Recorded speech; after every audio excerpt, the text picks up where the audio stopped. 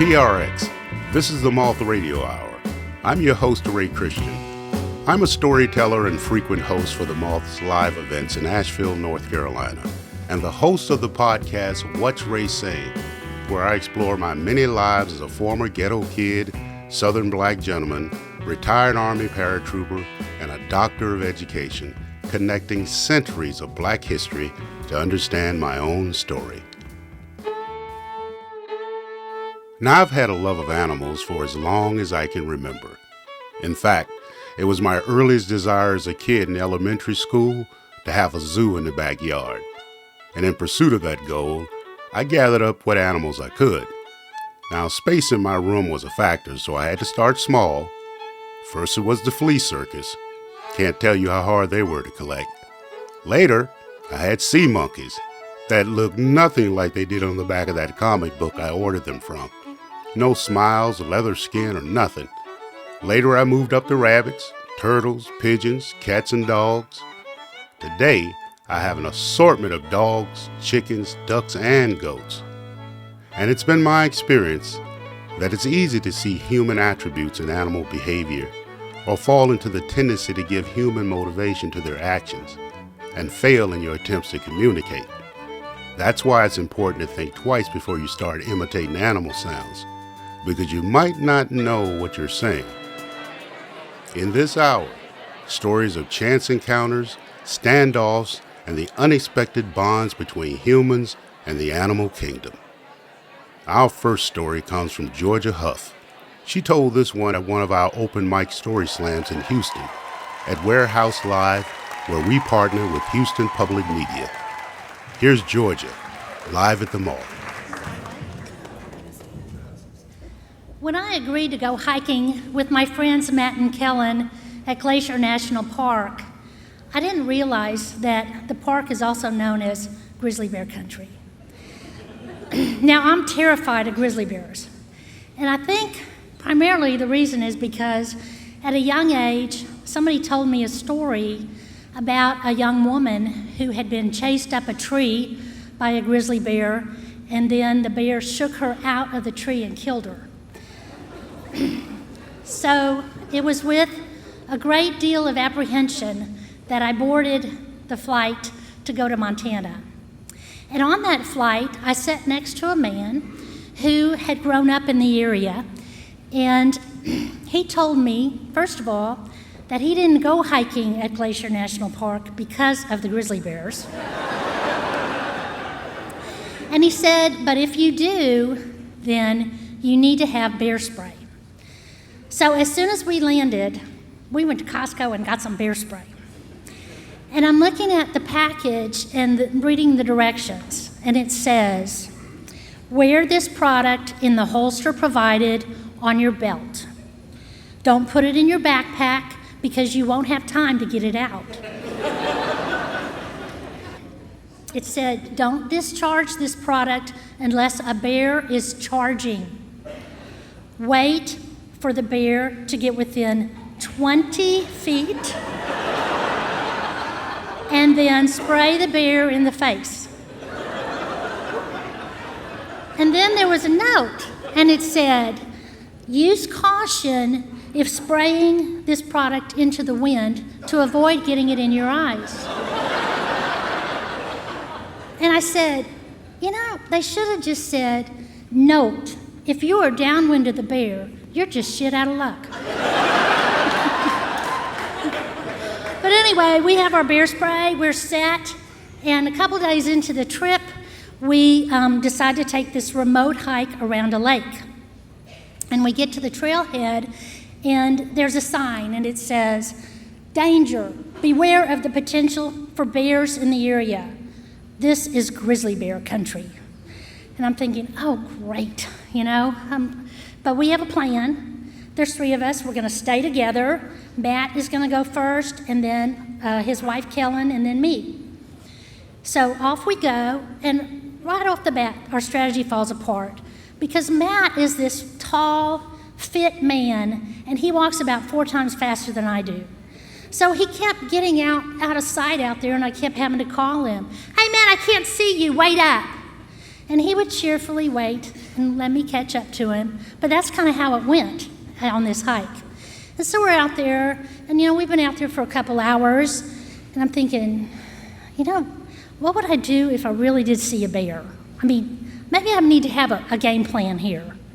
And so I said, okay, I'm going to be calm, I'm going to be quiet, and I'm going to whip my bear spray out, and I'm going to wait for it. I'm going to wait for it.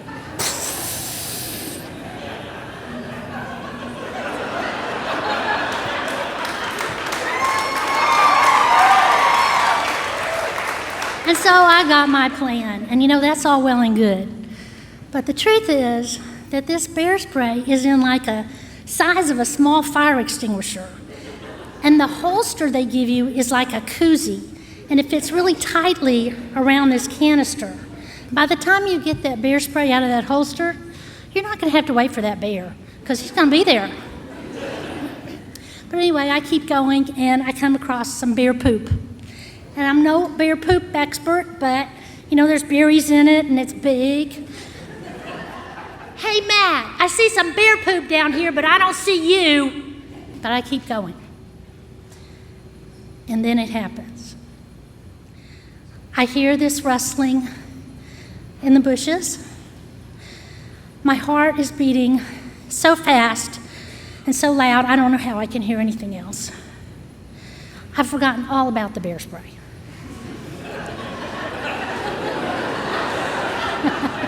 I hear the rustling again. Matt, where are you? And then it's gone. And I'm okay. I might have peed a little, but I'm okay. And as I reflected later on my trip, I thought about how much I really loved hiking, and I loved being out in nature. And, bears are part of nature. And I wasn't going to let my fear of grizzlies keep me from doing what I love.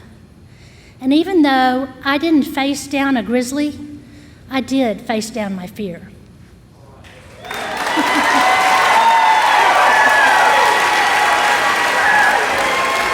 That was Georgia Huff. Georgia is a retired engineer, and yes, she loves to hike. To see a photo of Georgia, go to themoth.org. Up next is Randy Horick. Randy told this story at a story slam in Nashville at the Basement East, where we partnered with public radio stations WPLN. Fittingly, the theme of the evening was animals. Here's Randy. Every time there's an execution in Tennessee, I think of an experience I had with Songbirds. It started a few years ago on a night when an execution was scheduled at River Bend State Prison, and I decided to go for a vigil that they were having before the execution was supposed to begin at midnight. I've always been against the death penalty, and even after my wife's parents were homicide victims, I actually became more against the death penalty. And I figured this was something I needed to go to. So after the kids had gone to bed and my wife had gone to bed, I drove out to River Bend. You get on Centennial Boulevard and you go all the way basically until the road ends at a bend in the river. And it was surreal, because as soon as I turned onto Centennial Boulevard, the whole road was lined with police cars, banks of 3 or 4 of them in a row, about every 100 yards. I realized if you ever wanted to rob a bank in Nashville, the time to do it would be the night they had an execution, because half the cops are on Centennial Boulevard. But it only got more surreal as I got to the grassy parking area they have outside the prison, and after they searched me and they searched my car and they searched my trunk, and you start walking up a hill toward this big fenced-off area that they have where people can gather for vigils. And as I walked up the hill, I noticed there were mounted state troopers up on the levee by the river. I don't know what they thought they were doing. I don't know if they thought there was going to be a jailbreak or something, but they were there, and it was eerie. And as I walked up the hill, I noticed the moon was rising over the trees, and it was a full moon, and it was blood red.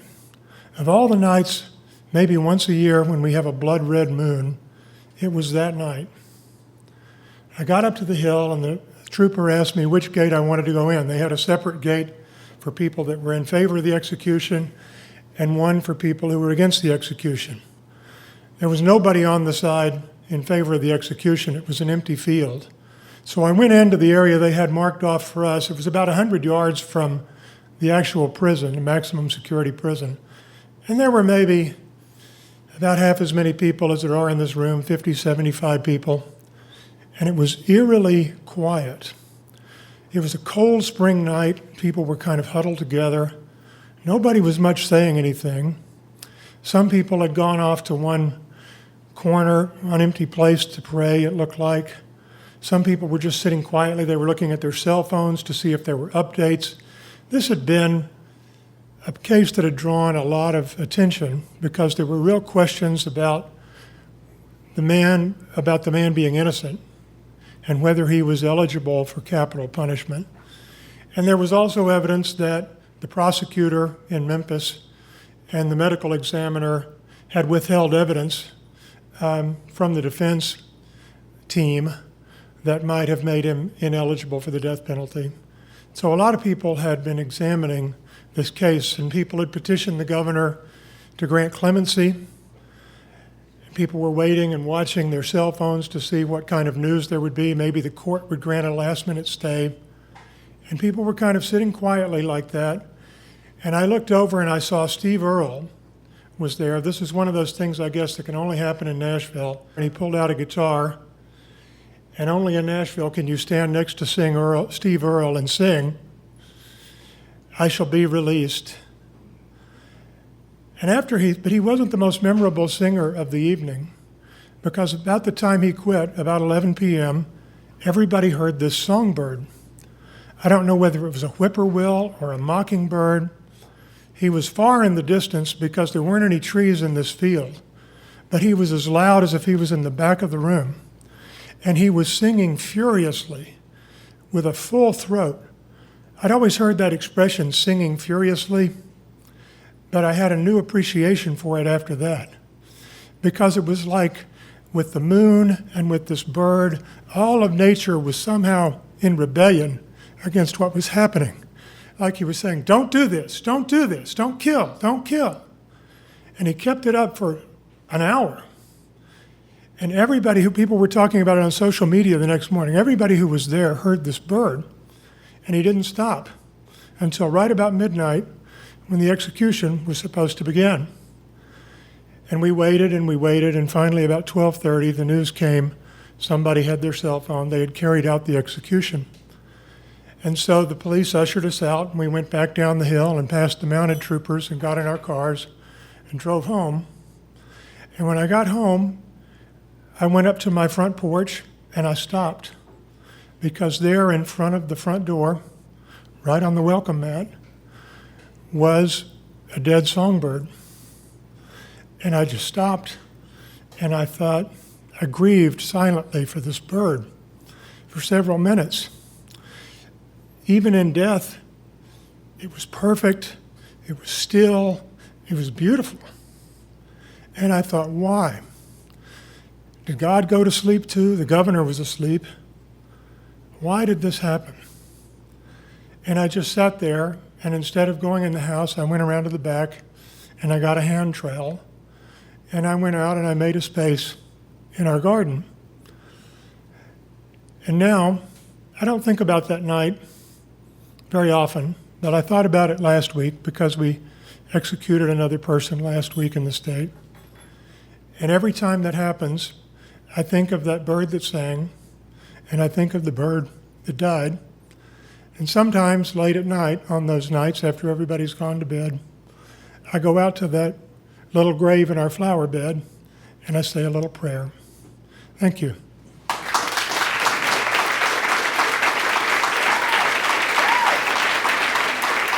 That was Randy Horick. Randy is a writer living in Nashville with his wife Grace, his dog Wallace, and a varying number of rescued cats. During his career, he has been a sports writer, a speech writer, a corporate writer, and a writer in almost every category except the one people in Nashville think of when they hear the word writer: songs. When asked what it was like sharing his story, he said that afterwards, a young man came up to him and said that story had changed his life. No one had ever told him anything like that before.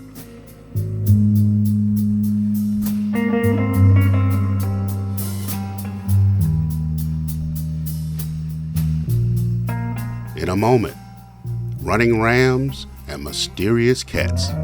That's coming up on the Moth Radio Hour.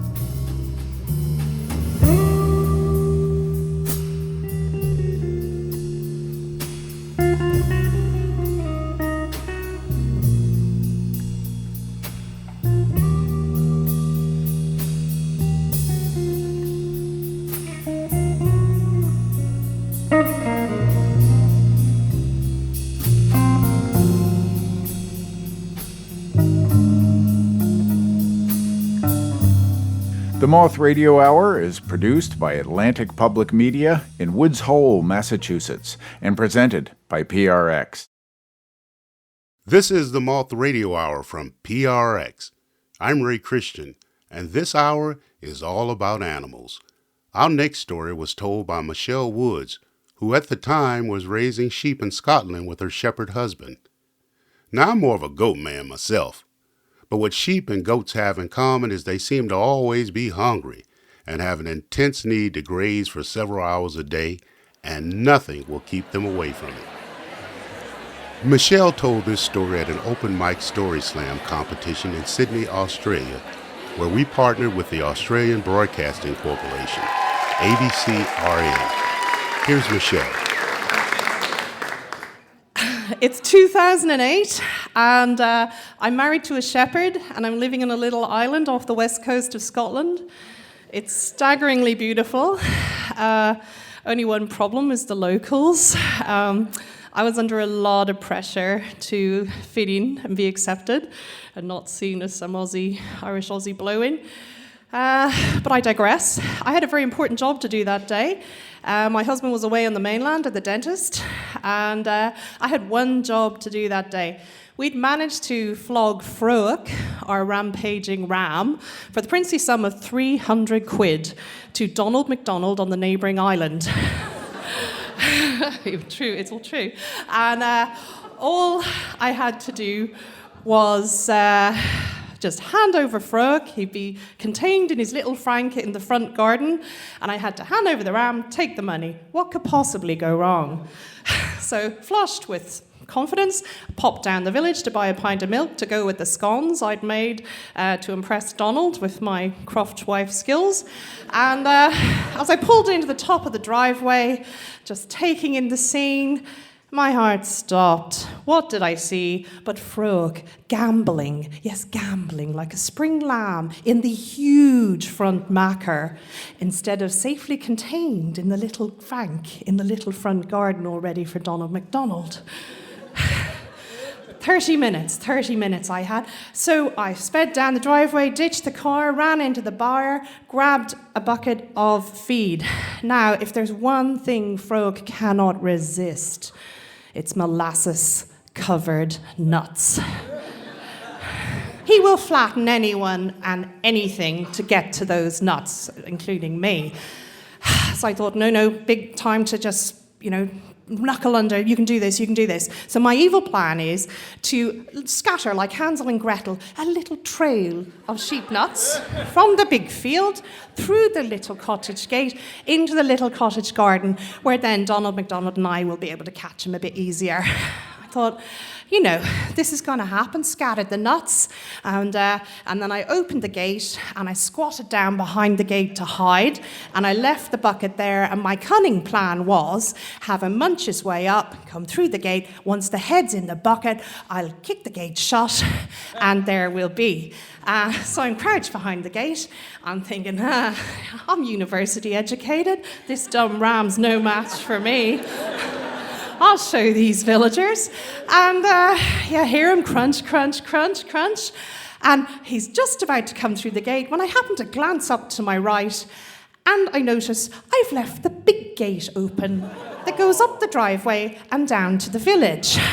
Change of plan, I kick the gate shut and slam. And suddenly Frowick looks up and realizes there's now a gate between him and the hallowed big bucket of nuts. He's raging. He starts scraping the ground with his hoof. I think I can see steam coming out of his nostrils. And I fancy I can hear him say, "Well, girly girl, you think you're going to take me on?" I get up off my knees to go walk to shut the big gate, and I think, Christ, I've got to get to the mainland more often. And as I turn round to saunter to the gate, out the corner of my eye, that's when I see him launch his 100-kilogram carcass over the gate and over me. And it all happens in slow motion. First of all, the little hairy front hoofs go past my ears. And then his oily undercarriage through my hair. And then the sun is blotted out as these two enormous balls come towards me. But I whip my face to the side, like that. And then reflexively, I grab onto those two rapidly disappearing ankles. I don't know why, but I just did, the pressure. And then, whoomp, we cut back to real time and slap. I did that on purpose. We land on the front lawn, and that's, ladies and gentlemen, is when he starts to run. He starts running, and I'm being towed behind like a rag doll. He takes me over grassy tussocks, rabbit holes, scattered sheep shit, you name it, he does it. And I think, I'm not letting go! And that's when I see the gravel drive come into vision. And I realize I'm about to have a very permanent, very painful breast reduction. And as I'm trying to lift myself up, I glance under my armpit. I look out across the sound and I see a little orange boat going by, and it can only mean one damning thing. It is the orange rubber speedboat of Donald MacDonald zipping down the sound, meaning he'll be up on the borrowed quad bike and trailer to collect his ram in 5 minutes. And I'm just beside myself. I've got to do something. And that's when all my film watching comes back to me and saves me. I have a flash of Crocodile Dundee's seminal death roll with that crocodile. And I go, well. And so I fling myself to the right, and we roll over and over and over, like I saw him do to that crocodile. And the look on Frowick's face is priceless. The little shit is winded, and it's the only gap I need. So I leap on him, straddle him, pin him down on the ground by his horns, and I look into his roomy yellow eyes and I go, I may only be an incomer, but you today, Frowick, you're an outgoer.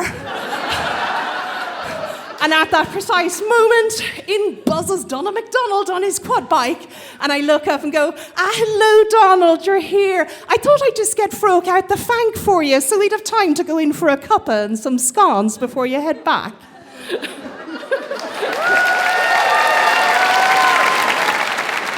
That was Michele Woods. Michele parted ways with her shepherd, but she started over and now lives on a small farm in the great southern region of Western Australia, where she battles ravenous mice, mobs of kangaroos, and lethal tiger snakes. I asked her why she chose sheep over goats, and she told me that it was simply because the black Hebridean sheep is indigenous to the west of Scotland. Michele said she kind of forgave him. He was only trying to get that feed bucket of molasses-coated nuts. Of course he was. Our next story comes from Fran Kras, who told it at an event at the Promontory in Chicago, which was supported by public radio station WBEZ. Here's Fran, live at the Moth. So when I was in my mid-40s, I gave up my city life and bought a 5-acre farm in rural Indiana. It was pure joy. It was the farm I'd always dreamed of since I was a kid. And along with it came a whole host of challenges, but it has also come with many, many joyful things. the most of which is the herd of critters I've accumulated, which now is a senior horse, a miniature donkey, 2 llamas, assorted cats, the occasional dog, and a husband. But one of the most interesting critters that we had along the way was a cat that appeared the very first night that I slept there. Well, actually, we slept there. My now husband and then boyfriend brought sleeping bags and slept in the den in front of the sliding glass doors. And along nightfall, a little face appeared at this door, a very handsome-looking cat, kind of brown with white features, but also carrying, I guess, a housewarming present, a little dead thing that he proceeded to wipe all over this door, which I was sort of sat up in my sleeping bag a little stunned, and my then boyfriend says to me, "Well, welcome to the Franny farm." So this cat decided that he lived there and proceeded to move into our window box. He was beautiful, big and stout, and he was kind of a brown tiger with white features, a white bib and white paws and a white chin. And he had a kind of a brown head and a chin strap that went under his white chin that looked like the leather cap that a pilot might wear. So I called him Ace. And Ace was spectacular. He was the barn cat I dreamed of. He was a spectacular hunter. He took care of all the mice in the barn. Yay, because, hello, I moved to the country and was scared of mice. And he was wonderful. He was there every day when I did chores. He came and went, had adventures I did not know anything about. Sometimes he was gone for days, sometimes months. And he would reappear just as if nothing had changed, and I would always be so happy to see him. One day, we were leaving the farm, actually, to go to my birthday party, and we pulled out of the driveway, and on the road was Ace, dead in the middle.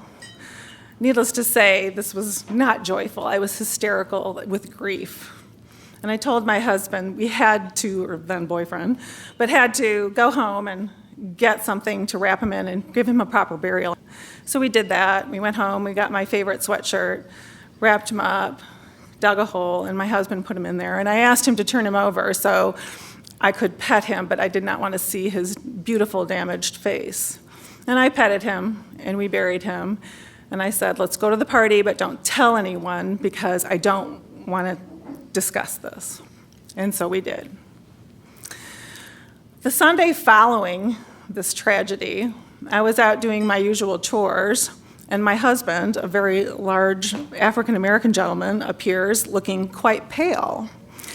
And I'm like, what's wrong? And he said, guess who's come to dinner? And I was like, who comes to dinner in the middle of nowhere, Indiana on a Sunday night? And he says, Ace. Well, in a matter of seconds, I'm having a Stephen King nightmare flash before my eyes. And I think, oh my God, vet bills, are we gonna have to go through this death all over again? Oh my God, oh my God, oh my God. And I look outside, and here's this beautiful cat sitting there looking as majestic as ever. He hadn't always been so open to having me hug him and stuff, but I picked him up, gave him a big hug, cried, laughed. I couldn't believe it. There was not a hair on his head that had been damaged. It was a miracle. So during the following week, we talked about this kind of incessantly about, I can't believe this cat, how could this possibly be? I touched this cat, I put it in the ground, blah, blah, blah, blah, blah.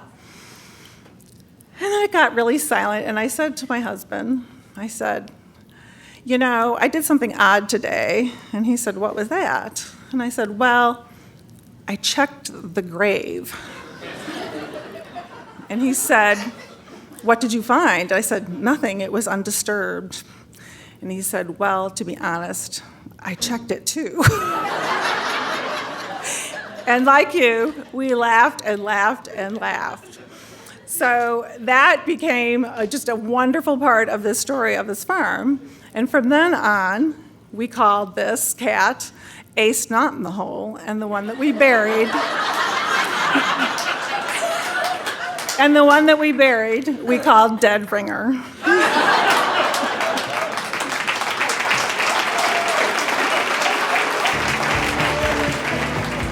That was Fran Kras.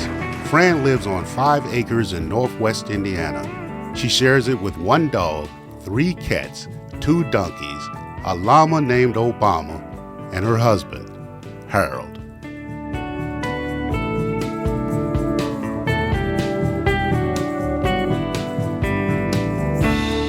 In a moment, a man finds comfort in his connection to a wild cat when the Moth Radio Hour continues.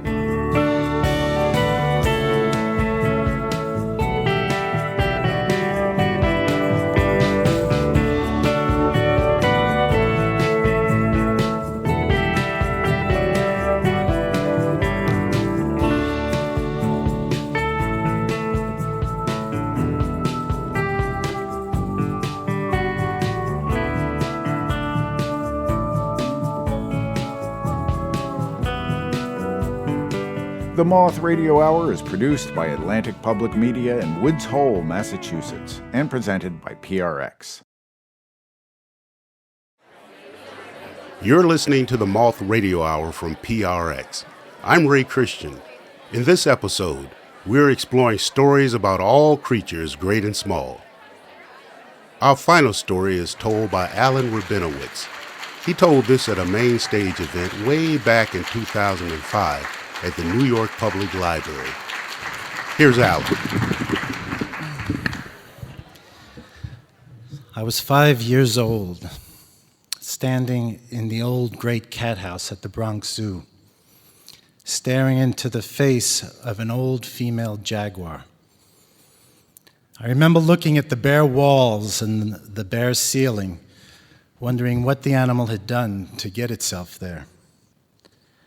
I leaned in a little towards the cage and started whispering something to the jaguar.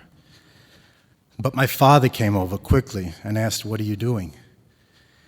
I turned to him to try to explain, but my mouth froze, as I knew it would. Because everything about my young childhood at that time was characterized by the inability to speak. From the earliest time that I tried to speak, I was handicapped with a severe stutter.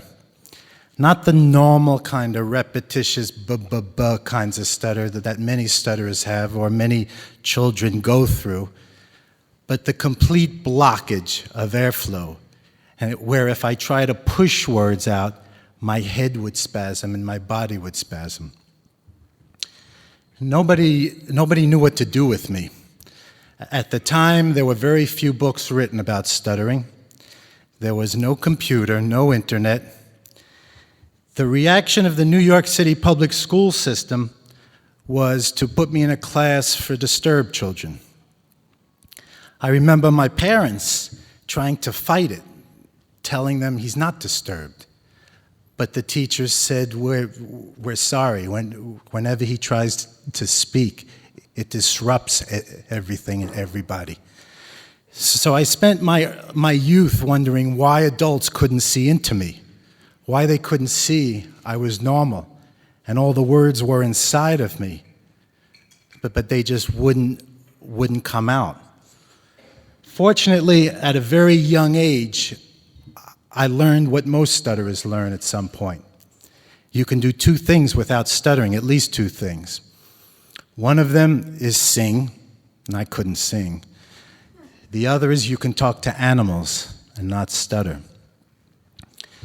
So every day I would come home from the special class, which all the other kids called the retarded class, and I'd go straight to my room, and I'd go to a closet in my room, and I had a little dark corner of that closet. And I'd go into the closet, and I'd close the door, and I'd bring my pets, New York-style pets, hamster, gerbil, green turtle, a chameleon, occasionally a garter snake, and I would talk to them. I would talk fluently to them. I would tell them my hopes and my dreams. I would tell them how people were stupid because they thought I was stupid. And the animals listened. They felt it. And I realized very early that they felt it because they were like me. The animals, they had feelings too. They were trying to transmit things also, but they had no human voice. So people ignored them or they misunderstood them, or they hurt them, or sometimes they killed them. I swore to the animals when I was young that if I could ever find my voice, I would try to be their voice. But I didn't know if that would happen because I realized that I lived in two worlds. One world was the world where I was normal with animals. I could speak. The other world was the world of human beings, where I couldn't. My parents didn't know what to do. They tried everything. They tried hypnotherapy. They tried drug therapy. They sent me to many kinds of psychologists, but nothing really worked.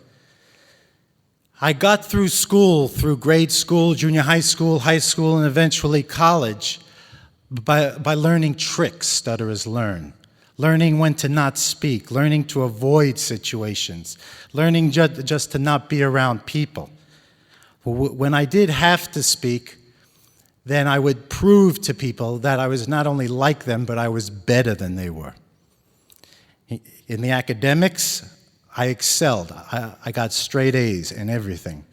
In sports, I joined the wrestling team and the boxing team in high school and college, and I took all my teams, or helped take them, to the state championships. Everybody always said I was an up-and-coming athlete, and I wasn't. I didn't even like it. I was just a very, very frustrated young man who had to find an outlet for his anger. But by the time I was a senior in college, I had never been out on a date with a girl. I had never kissed a girl, except for my mother. And I had never spoken a completely fluent sentence out loud to another human being. About midway through my senior year in college, my parents learned of an experimental new program upstate New York in Geneseo, where it was very intense. They had to send me away, and I was essentially locked away for 2 months. It was working with severe stutterers, but it was very expensive. But they would do anything for me. So my father sold something very dear to him in order to send me there. That clinic changed my life. It taught me two very important things. One of them was that I was a stutterer, and I was always going to be a stutterer. There was no magic pill, and I was not going to wake up one morning as I had always dreamt and be a fluent speaker. But the other thing it taught me, the more important thing, was that if I did what they were teaching me at this clinic, which was give me the tools, the mechanics, to mechanically control my mouth, the airflow, if I worked hard, I could be a completely fluent stutterer. And I worked hard. And it was unbelievable. For the first time in 20 years, I could speak. I could speak. In 20 years, I had never been able to voice everything inside of me. Now I could. It took a lot of work because while I was speaking, I had to be thinking about hard contacts, airflow, this and that. But it didn't matter. None of it mattered. I was a fluent speaker now. Life would be different. I would go back to school, and they would accept me. I returned to finish the last half of my college year, and things were different on the outside. I could speak, but nothing had changed on the inside. Too much had happened for that. I was still the stuttering, broken child inside. Throughout my academic years, I had focused on science. I loved science because science to me was the study of truths apart from the world of human beings. And when I got to college, I decided to channel that science into medicine, pre-medicine, thinking that maybe if I become a doctor, people will like me, people will accept me. But I never liked working with people. And when I got back from the clinic, I realized I can't be doing this. I hate being in labs. And worse than that, I was tortured by feeling the frustration and the pain of the lab animals in the little cages spinning in those little wheels. So I applied to graduate school at the University of Tennessee in wildlife biology and zoology, and I got accepted. And that first year, I was down in Tennessee in the Great Smoky Mountains studying black bears. When I was in the forest with the animals, I was at home. This was what I was meant to be doing. Being in the forest alone with the animals was my real-world closet. This is what made me feel good. And I came to realize what I'd always known in my heart, but never been able to put it into words. And that's that the truths of the world, the reality, is not defined by the spoken word. In fact, it's not even speakable. And I knew that this was how I had to live my life, somehow. Fortunately, right before I got my PhD, I met the preeminent wildlife biologist in my field, Dr. George Schaller. He and I spent the day together following bears in the Smoky Mountains, and at the end of the day, George said to me, "Alan, how would you like to go to Belize and be the first one to try to study jaguars in the jungle?"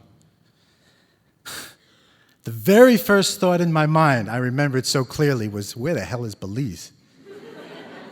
But the very first words out of my mouth, not 30 seconds after he had asked me that, was, "Of course I'll go. Of course."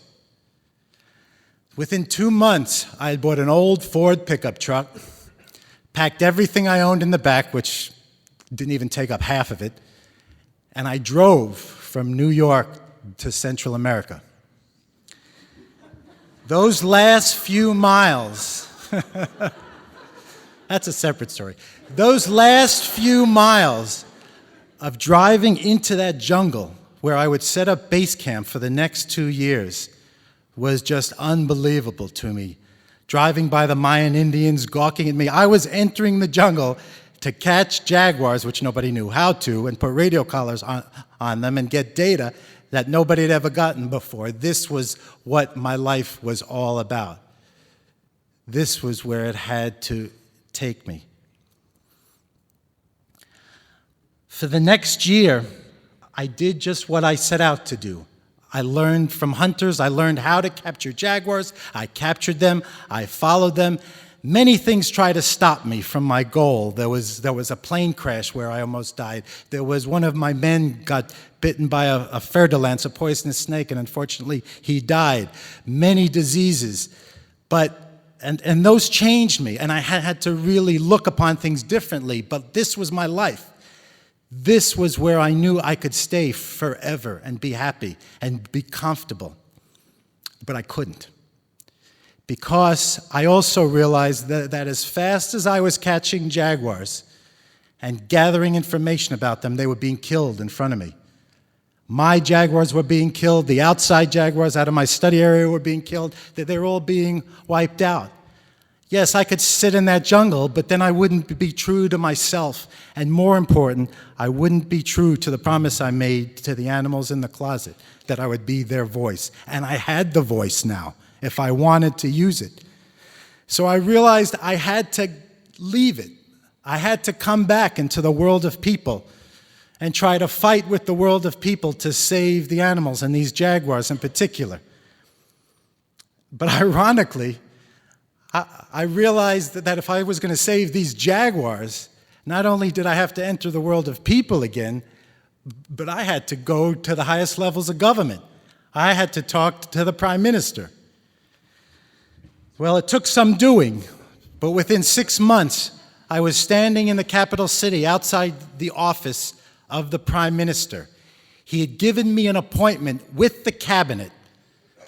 They'd given me 15 minutes, had no idea what I was going to say to them. Frankly, I'm sure they gave me the appointment because they just wanted to meet this crazy foreigner who was in the jungle catching jaguars. I had 15 minutes. I couldn't stutter. I couldn't stutter. I couldn't distract them from the point of trying to save jaguars.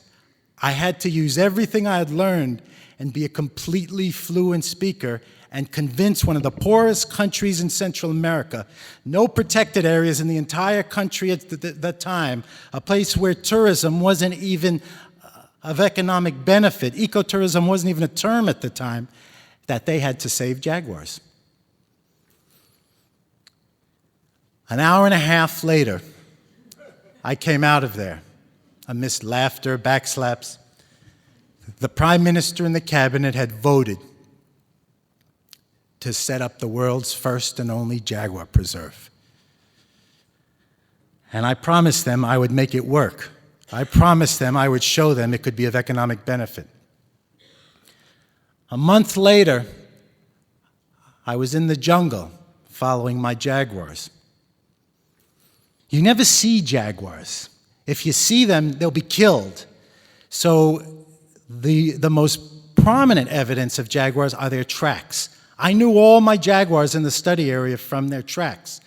But this one day when I was in there trying to see where they were all going and what they were all doing, I crossed a completely new track. It was the biggest male jaguar I had ever seen in my life, the biggest track. I knew I had to follow him, hoping I could catch a glimpse, but at least finding out what he was doing in here, whether he had come in from the outside, was he passing through? I followed him for hours, glued on those tracks, until I realized it was getting dark, and I didn't want to be caught in the jungle at night without a flashlight. So I turned around to go back to camp. As soon as I turned around, there he was, not 15 feet in back of me. That jaguar, which I had been following, had circled around and was following me as I was following him. He could have killed me at any time. He could have gotten me at any time. I didn't even hear him. I knew I should feel frightened, but I didn't. Instinctively, I just squatted down, and the jaguar sat. And I looked into this jaguar's eyes, and I was so clearly reminded of the little boy looking into the sad old female at the Bronx Zoo. But this animal wasn't sad. In this animal's eyes, there was strength and power and sureness of purpose. And I also realized as I was looking into his eyes that what I was seeing was a reflection of the way I was feeling, too. That little broken boy and that old broken jaguar were now this. Suddenly, I felt scared. I knew I should be scared. And I stood up and took a step back. The jaguar stood up too, turned, and started to walk off into the forest. After about 10 feet, it stopped and turned to look back at me. I looked at the jaguar, and I leaned a little towards it, the way I had at the Bronx Zoo so many years before, and I whispered to it, "It's okay now. It's all going to be okay." And the jaguar turned and was gone. Thank you.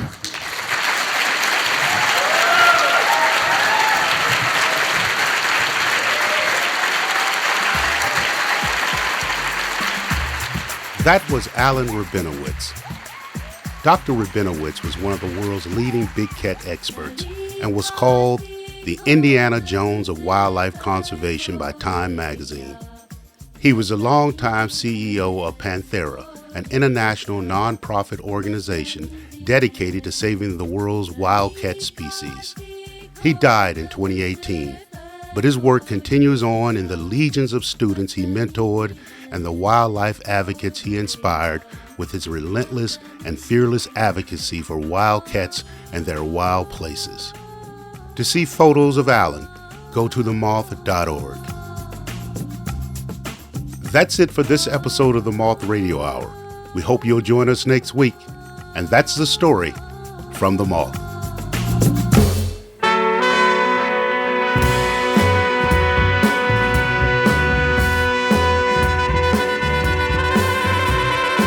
This episode of the Moth Radio Hour was produced by me, Jay Allison, Suzanne Rust, and Ray Christian, who hosted the show. Ray is also the host of the podcast, What's Ray Saying?, which you can find in all the familiar places. Our co-producer is Vicki Merrick, associate producer Emily Couch. The stories were directed by Catherine Burns. The rest of the Moss leadership team includes Sarah Haberman, Sarah Austin Jeunesse, Jennifer Hickson, Meg Bowles, Kate Tellers, Marina Kluche, Leanne Gully, Brandon Grant, Sarah Jane Johnson, and Aldi Kaza. Moss stories are true as remembered and affirmed by the Storytellers.